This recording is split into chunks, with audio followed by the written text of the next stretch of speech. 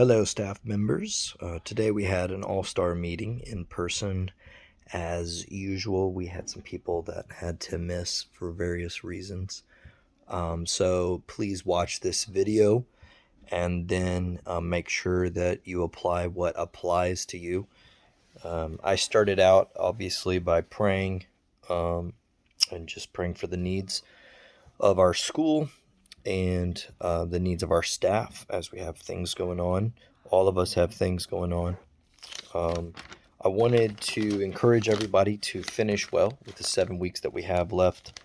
And we're excited about the Feed the Need being very successful. I wanted to start a conversation and get feedback from PE teachers, elementary, and educare about purchasing this summer your wish list for exercise or toys for outside use and maybe even inside games. We want to spend about $1,500 to $2,000, and I'd love for you all to send me links to places that I can purchase those items. So just feedback there. Another feedback thing is thinking about having a spirit week the last week where we would dress up like we would during basketball tournament. We didn't do one of those this year. We didn't get to dress in fun outfits and stuff like that. But I was thinking about doing a spirit themed, literally like the fruits of the spirit. And so, like one day we'd focus on love, another day we would focus on self control or temperance. But I thought of even it'd be cool if we activated the students to interact with one another. So, like, example, 11th and 2nd would hang out that week. Various parts of the day, just one day, or they do two or three things like get together and write letters to their parents at home, or share notes of encouragement with one another, or go pick up trash in the grove, or something like that, and just have kind of like a launch into the summer with service mindset, community mindset, Christ mindset. It's all idea phase, and before I added anything, I wanted feedback from our staff. So if you could be thinking about that, what would a spirit week look like the last week of school? Obviously, ending on our field days and battle of the countries and all that stuff, and a little service day. So just let me know. I'll be looking for a more formal format of how you can tell me your ideas in the upcoming weeks. Warning of bad weather tomorrow. May have a tornado drill for real. But just know where you would go if we have high winds. We've had at least one parent reach out to Educare, asking if we have a basement. So high winds tonight, possibly high winds tomorrow. And then we have gotten walkies. Can you see them? Yeah, I had them at the meeting, but the meetings don't record anymore, so here we are. But we have walkies. And we had thought about, well, let me go back. There will be 4 admin walkies: Dr. Hunt, myself, Miss Debbie, and the front office. And then Educare has their own system. Cecilia has her yellow, and then 3 or 4 regular. So she'll do her own for Educare. There will be a high school walkie plugged in. It's already there, charging by the computer, by the couches upstairs in the commons area. High school, middle school has one in Mr. Johnson's modular. There is one upstairs plugged in by the printer for upper elementary. There is one plugged in first grade hallway by the printer. There are 2 in the main office for the 6th and 7th graders. The concept or simple idea is you walkie, you talkie.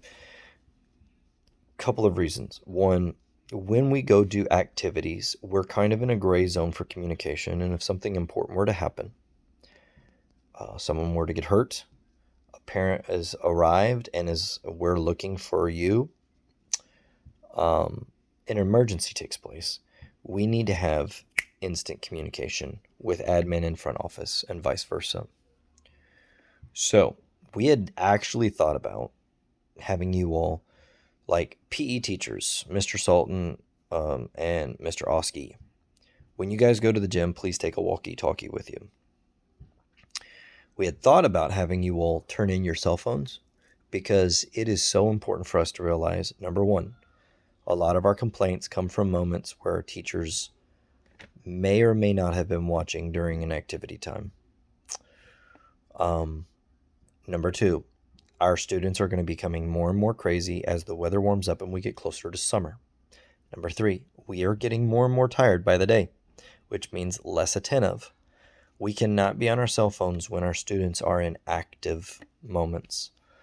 I know we ask you to be on the chats and we recognize the irony of that to an extent, but we expect you to be on your phone very responsibly. So use your planning period. If you don't have a planning period, it's because you requested not to have one, so reconsider for next year.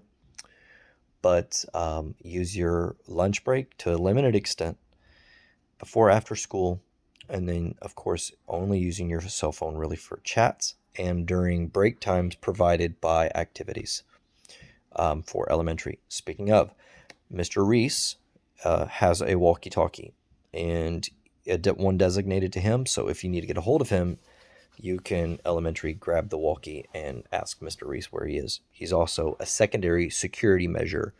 So if I'm in dire need, he can help me with lockdown, etc. So that's what we're doing.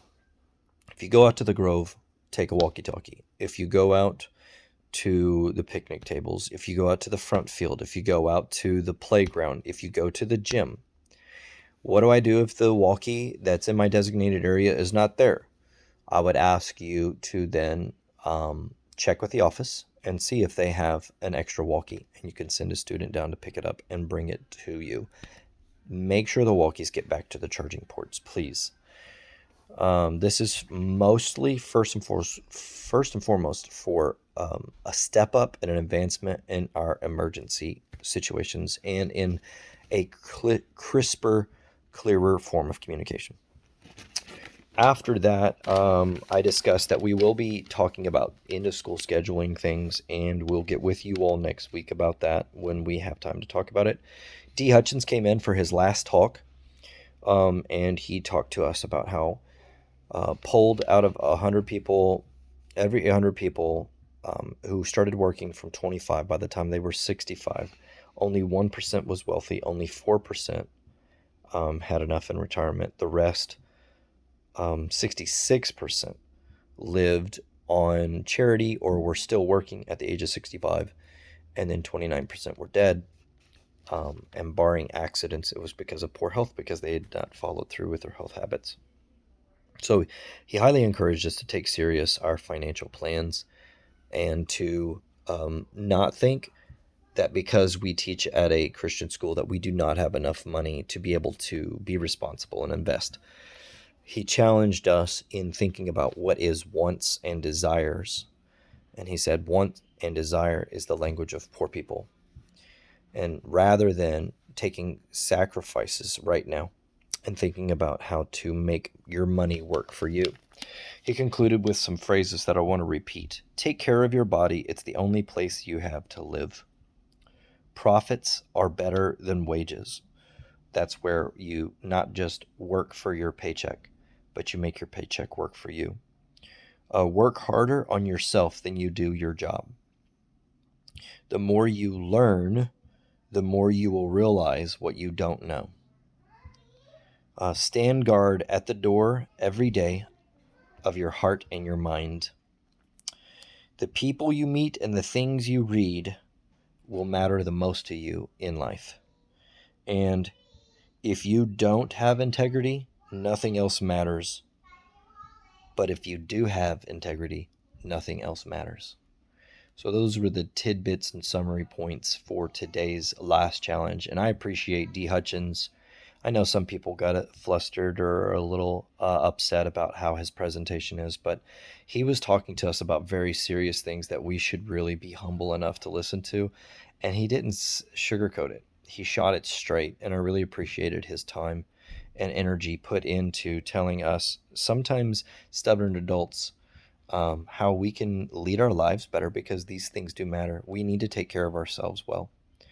I concluded with the fact that finances hits home, that our family has recently received counsel where we cut up all of our credit cards, and we have a sacrificial budget that cuts out things that we want, so we can get out of debt and become investors in our money and make our money speak for us. Because one, believe it or not, we do make enough money to not just live, but to be able to invest, wherever you are. And I know this is being said with us with full intentions to increase your pay for next year.